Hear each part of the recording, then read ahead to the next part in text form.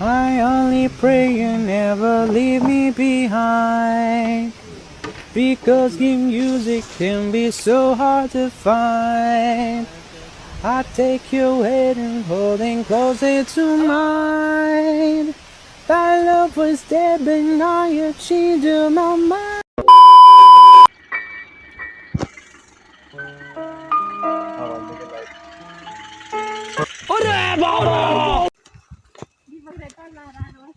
रातिको 7:30-8 बजे यो हाम्रो 4 जनाको टोली खाएर सिटामलको गोली निस्किँदैछ। धेरै बोली बोली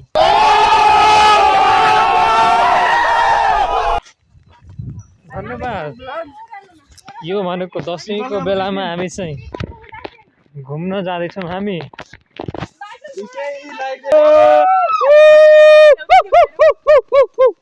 अरे कौन भौंक रहा है ये बदतमीज?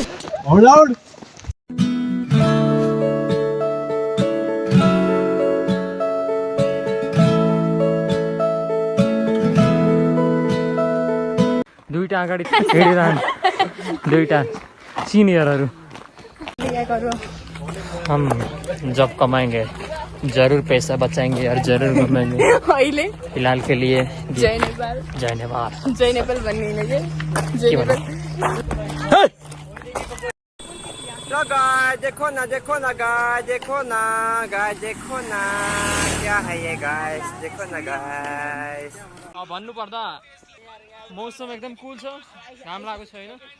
हामी चाहिँ रक गार्डनको लगभग नजिक आइसक्यौँ। लगभग आइपुग्यो भन्दा पनि कुनै फरक पर्दैन र यो गोरेटो बाटो सानो अप्ठ्यारो बाटो छ, यसबाट हिँडिरहेछौँ। अरू त यो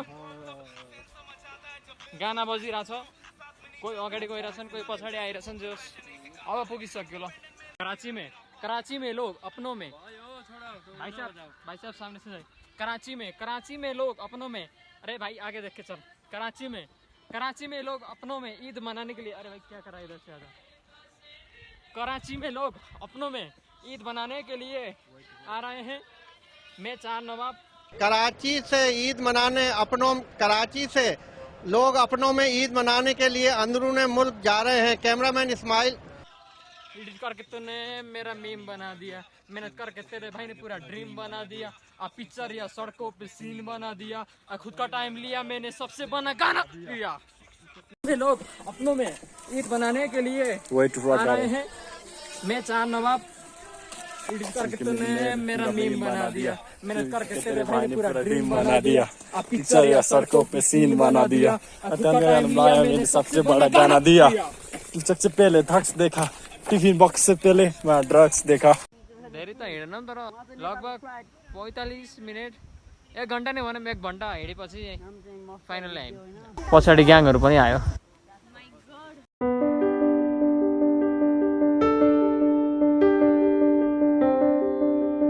र फाइनली हामी रक गार्डनमा आइपुगेका छौँ। हामी आधी टोली अगाडि आइसकेछौँ भने अगाडि पछाडि दिदीबहिनीहरू पछाडि आउँदैछन्। र यहाँ चाहिँ एकदम बबाल भ्यू देखिरहेको छ। मौसम खराब भए पनि त्यति नराम्रो चाहिँ भन्नु मिल्दैन, राम्रो छ आजको भ्यू। बबाल छ यहाँबाट। फर्स्ट टाइम आयो, रमाइलो छ, ठिक छ।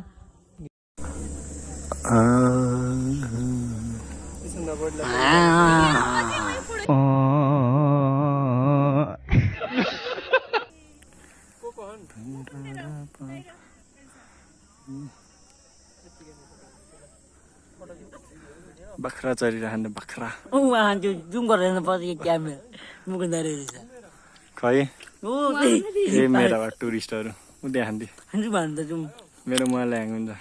मेरो अर्को फोन ब्याट्री डेड भइसकेपछि मैले सेकेन्ड फोन निकालेको छु र यसबाट पनि क्वालिटी त ठिकै आउँछ, तर पहिलाको जस्तै नआए पनि थोरै भिडियोहरू चाहिँ म गर्छु एड गरेर, दुईटाको लागि कम्बाइन गरेर। म के भन्दै थिएँ भन्दा चाहिँ हामी रक गार्डन आइसक्यो। यहाँ मान्छेहरू यहाँ फोटो फोटो फोटो फोटो गर्छन्, हरामखोरहरू फोटोमै सबहरू गरिरहेछन्। घुमम भ्यू हेरौँ भन्ने छैन। जस म फर्स्ट टाइम आएको, ठिकै लागिरहेछ। पुची भाइ एक्लै आइसक्यो। यहाँ दुईटा छौँ, अगाडि गइ पनि आएको छैन, सब माथि छ फोटो भिडियो खिच्ने चक्करमा। र वेदरको कुरा गर्नुपर्छ चाहिँ पानी पर्ने अवस्था जस्तो छ, तर पानी अहिलेसम्म परेको चाहिँ छैन। भ्यू हल्का गहिरो गहिरो जस्तो लागेको छ नत्र पनि राम्रै आउँथ्यो तर म एउटा सिनेमेटिक सर्ट लिएर चाहिँ यहाँको भ्यू एकचोटि चाहिँ बनाएर राख्छु हुन त सबले देखिसकेछन् आफू आइसकेपछि एउटा बनाऊँ भन्ने रहर त सबको भइहाल्छ कि कसो हो कि होइन हो चस्मा चाहिँ लगाउनुपर्छ किनकि मेरो आँखा बिग्रिन्छ चस्मा लगाउनुपर्छ ल भिडियो बनायो भने चाहिँ ठिक छ नत्र भने अहिलेलाई यहीँ इन गर्छु है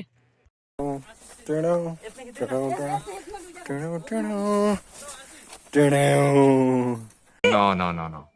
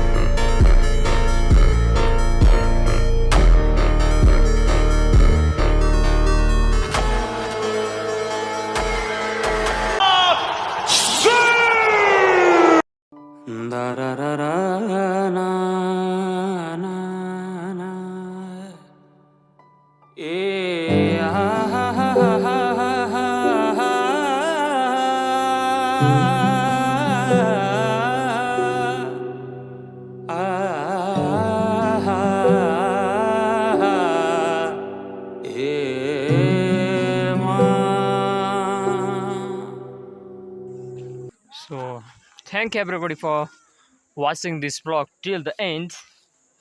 I can't say anything anymore because I'm so tired and exhausted.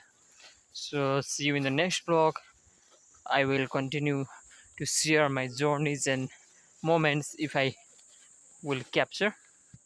Until then, keep loving, keep supporting. There are no things to tell from my side. The only thing you need to do from your side is leave a sweet comment, subscribe the channel, like the video, and whatever. So bye.